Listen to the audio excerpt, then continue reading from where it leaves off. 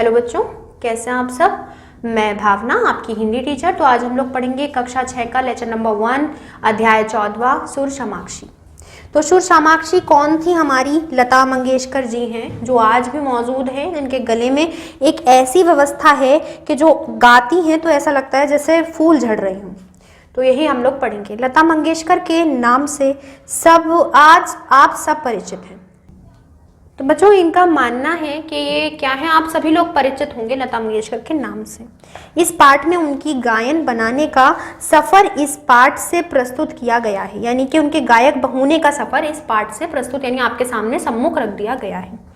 तो पढ़ते हैं बच्चों, लता मंगेशकर जी क्या है। लता मंगेशकर को कौन नहीं जानता। अगर हम लोग बात करें लता मंगेशकर को कौन नहीं जानता, आप जानते हैं, मैं जानती हूँ। कोई दर्शकों से वे सिनेमा प्रेमियों के दिलों पर राज कर रही हैं। लता जी के गाए गाने की संख्या इतनी अधिक है कि उनका नाम Guinness book of world record में शामिल हो चुका है।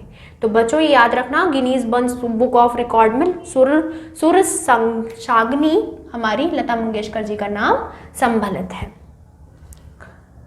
तो उन्होंने यही बोला, भारत सरकार ने इन्हें भारत रत्न की उपाधि से सम्मानित किया है। 29 सितंबर 1928 को जन्मी इस संगीत सामग्री के बचपन की घटनाओं के कुछ अंश यहाँ पर प्रस्तुत किए गए हैं। यानी इन्होंने क्या करा, पहले बताया लता मंगेशकर जी कितनी विख्यात हैं, कितना उन्हें गिनीज बुक रिकॉर्ड में उनका नाम है, उन्हें किन किन पुरस्कारों से सम्मानित किया गया, भारत रत्न से, और फिर बाद में इन्होंने उनकी कुछ बचपन की घटना हमारे सम्मुख रखी हैं, जो कि हम पढ़ेंगे। लता जी को बचपन से ही गाने का शौक था। माँ के सामने तो गा लेती थी, पर पिताजी के सामने गाने की हिम्मत नहीं होती थी। उनके पिता छात्र से अपनी संगीती साधना जारी रखने के लिए कहा। यानी उनके पिताजी ने कहा, जो तुम्हारी संगीत साधना है उसे जारी रखो। एक शाम जब पिताजी एक छात्र को संगीत सिखा रहे थे तो कुछ ज़रूरी काम से घर से बाहर गए।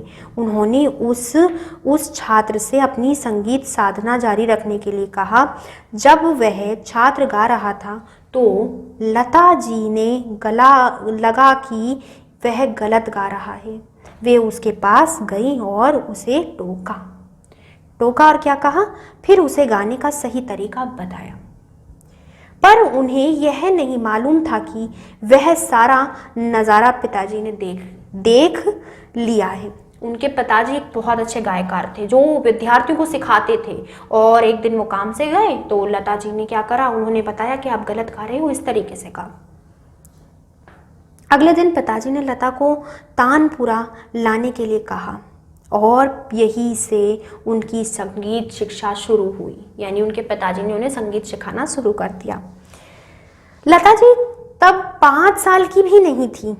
स्कूल में एक दिन उनकी अध्यापिका रानाडो बाई ने आवाज़ सुनी, पूछा कि उसके पिताजी का क्या नाम है। आवाज़ सुनी जब उन्होंने गाया, शिक्षक कौन है, क्योंकि बच्चों आगे कौन बढ़ता है विद्यार्थी से, शिक्षक आगे बढ़ता है। कोई पूछता है इतने अच्छे इसके संस्कार है, इसके माता पिता ने इसे कितना अच्छा सिखाया है। तो इसी प्रकार क्या हुआ कि उनके पिताजी का नाम पूछा गया। क्या नाम है? उन्होंने पिताजी का नाम बताया। उसी शाम स्कूल वालों ने पिताजी के लिए मिठाई का डब्बा भेजा। स्कूल में इसी तरह संगीत से प्रसिद्धि मिली। बाद में लता जी और उनकी बहन आशा ने घर से संगीत को विख्यात शिक्षा और साधना शुरू कर दी। यानी दोनों बहनों ने मिलकर शिक्षा का प्रारंभ किया संगीती व्यवस्था में ही। फिर सिलसिला शुरू हुआ स्टेज प्रोग्राम का। स्टेज प्रोग्राम क्या होते हैं? जहाँ पे स्टेज लगा होता है वहाँ पे प्रोग्राम होता है, तो स्टेज प्रोग्राम का। पिताजी स्टेज पर प्रोग्राम दिया ही करते थे। उन्हीं के संग दोनों बहनें कार्यक्रम देने लगी। लता जी ने रेडियो पर भी गाना शुरू किया। इस प्रकार गायन के क्षेत्र में उनके पांव जमने लगे। यानी आप एक चीज़ में विख्यात हो रही हो, स्टेज प्रोग्राम कर रहे हो, तो वो आप आगे बढ़ रहे हो। तो यही देखो बच्चों, दोनों को दिखाया गया है। जिन्होंने ये ट्रॉफी पकड़ रखी है सफेद साड़ी में वो लता जी हैं, और जो दे रही है जिन पे काली साड़ी का कुछ वो लगा हुआ है वो क्या है, आशा जी हैं। एक दिन फिल्म निर्देशक विनायक राव ने अपनी फिल्म पहली मंगला गौर के लिए लता जी को चुना। यहाँ से शुरू होता है फिल्मी दुनिया का करियर, जब उन्हें फिल्म के लिए चुना गया। दुर्भाग्यवश शूटिंग शुरू होने से कुछ ही दिन पूर्व लता जी के पिता की मौत हो गई, यानी शूटिंग शुरू होने से पहले ही उनकी मौत हो गई। इससे लता जी की जिंदगी ही बदल गई।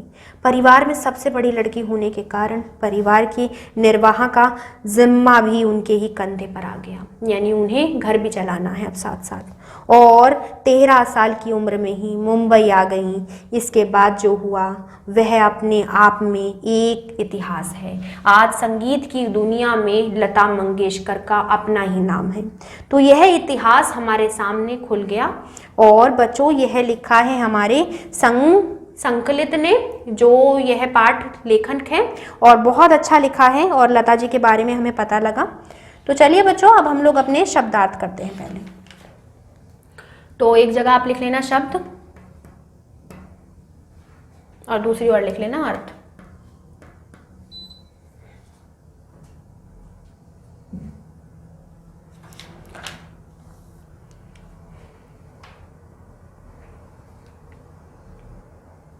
बच्चों शब्दार्थ लिखेंगे फिर अब हम लोग। तो पहला शब्दार्थ देखते हैं। पहला हम लोगों को क्या दिया हुआ है, दर्ज होना। हमने देखा था ना गिनीज बुक ऑफ रिकॉर्ड में उनका नाम दर्ज हुआ। तो दर्ज होना मतलब क्या हो गया, शामिल होना।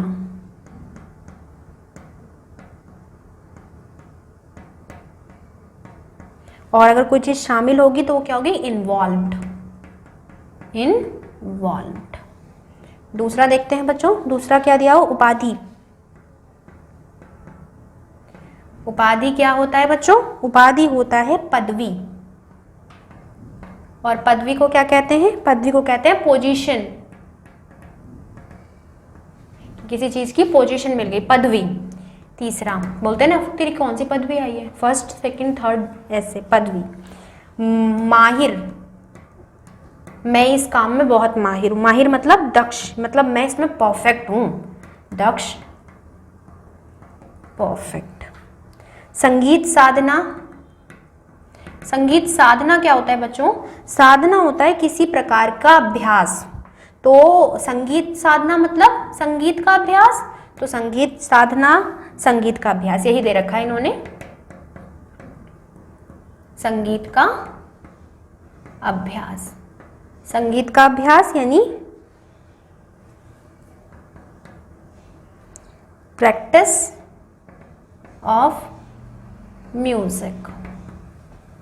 अब देखते हैं बच्चों पांचवा क्या दे रखा है, स्टेज प्रोग्राम। स्टेज प्रोग्राम मतलब मंच पर कार्यक्रम प्रस्तुत करना। स्टेज प्रोग्राम को इंग्लिश में क्या कहते हैं, स्टेज प्रोग्रामिंग। ठीक है बच्चों, स्टेज प्रोग्राम, मंच पर कार्यक्रम प्रस्तुत करना, स्टेज प्रोग्राम। संगीत साधना संगीत का अभ्यास, प्रैक्टिस ऑफ म्यूजिक्स। देखते हैं बच्चों छठा हमारे पास क्या है, निर्वाह। निर्वाह क्या हो गया, गुजारा। अब घर का सारा गुजारा किसे करना पड़ा पिताजी के जाने के बाद, लता मंगेशकर जी को, यानी कि एकमोडेशन।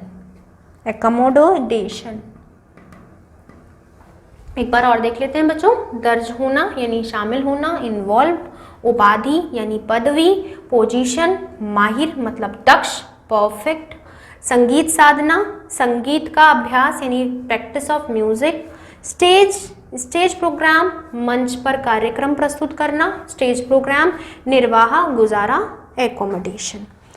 अब दे रखे हैं बच्चों आपके सही गलत पर चिन्ह लगाने हैं। तो चलो बच्चों हम लोग चिन्ह लगाते हैं।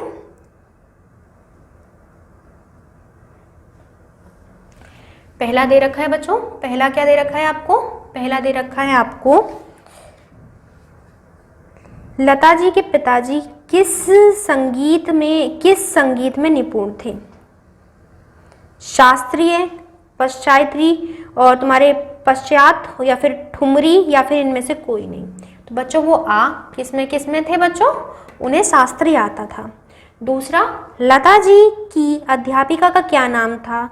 गंगूबाई, रानाडोबाई, या फिर मारिया डी सूजा, ये इनमें से कोई नहीं। हमने देखा था क्या था बच्चों? रानोडाबाई, जिन्होंने पूछा आपके पिताजी का क्या नाम था।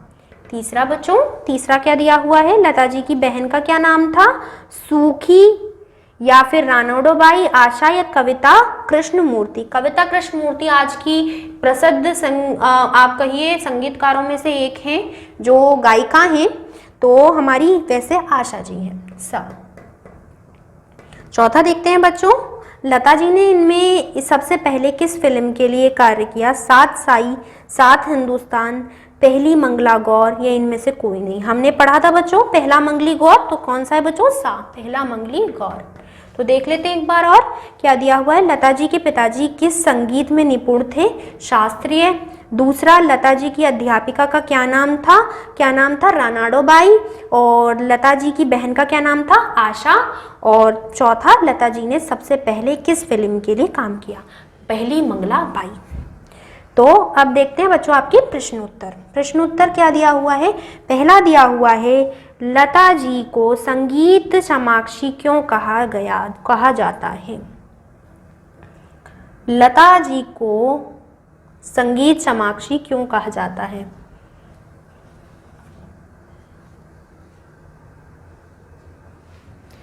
तो बच्चों पहला लिखेंगे,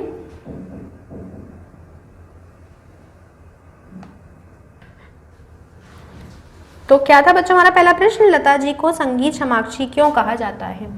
तो लिखिए बच्चों, भारतीय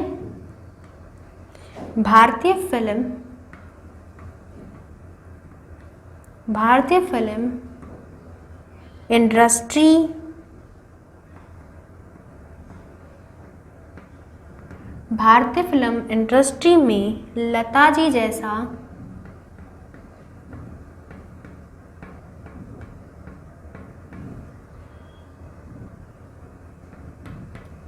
गायक कोई नहीं है,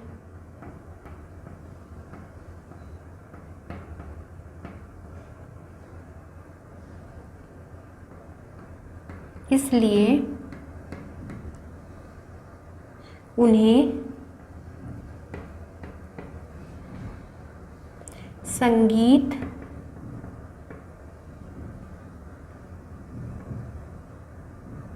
समाक्षी कहा जाता है।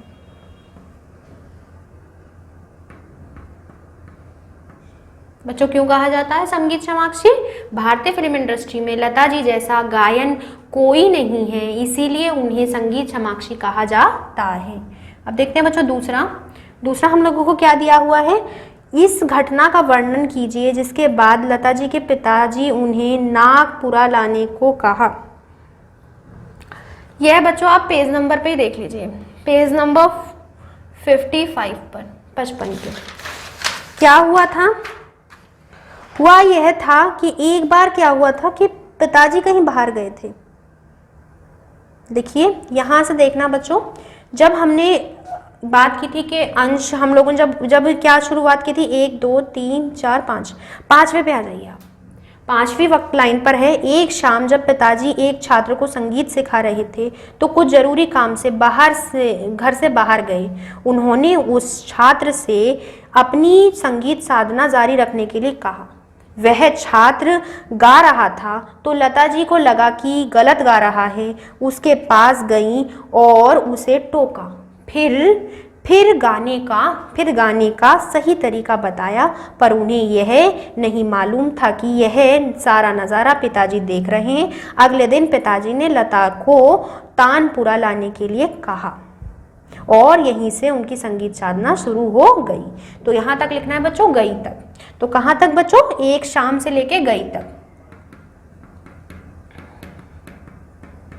ठीक है बच्चों, अब देखते हैं आपका तीसरा प्रश्न। तीसरा प्रश्न क्या दिया हुआ है, रेनाडो बाई कौन थी, उन्होंने लता की आवाज़ कहाँ सुनी। रेनाडो बाई अध्यापिका थी लता जी की, और उन्होंने आवाज़ कहाँ सुनी थी बच्चों, उन्होंने आवाज़ सुनी थी उनकी स्कूल में ही। तो लिखिए बच्चों, रेनाडी बाई लता की अध्यापिका थी,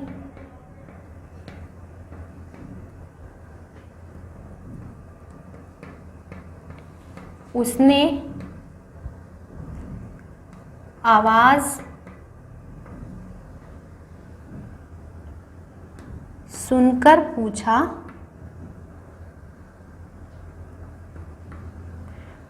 कि उसके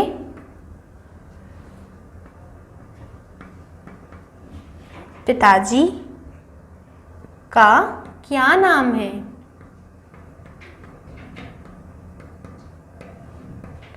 रेनाडो बाई लता की अध्यापिका थी, उसने आवाज़ सुनकर पूछा कि उनके पिताजी का क्या नाम है।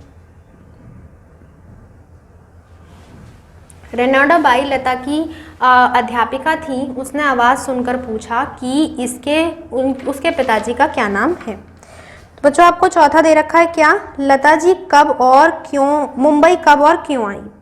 तो लता जी कब और क्यों मुंबई आई, ये हम लोगों ने देखा था। आप इसको चौथे को पेज नंबर 56 पे देख लीजिएगा। 56 में क्या दिया हुआ है आपको, एक दिन फिल्म निर्देशक विनायक राव ने अपनी फिल्म मंगली मंगलागौर के लिए लता जी को चुना। दुर्भाग्यवश शूटिंग होने से कुछ ही दिन पूर्व लता जी को पिता की मौत हो गई, इससे लता जी की जिंदगी ही बदल गई। परिवार में सबसे बड़ी बहन होने के कारण परिवार के निर्वाह का जिम्मा उनके ही कंधों पर आ गया और 13 वर्ष की उम्र में वे मुंबई आ गई।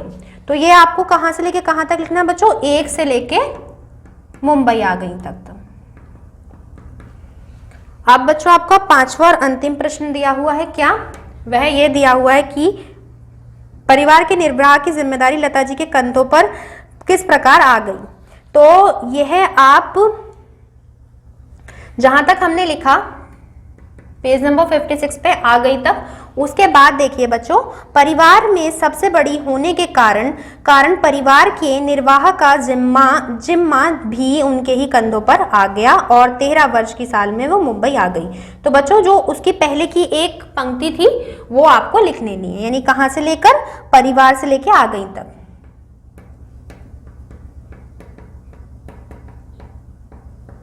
मैं एक बार और दोहरा देती हूँ, क्या दिए हुए थे आपको प्रश्न, लता जी को संगीत समृद्ध सामग्री क्यों कहा जाता है।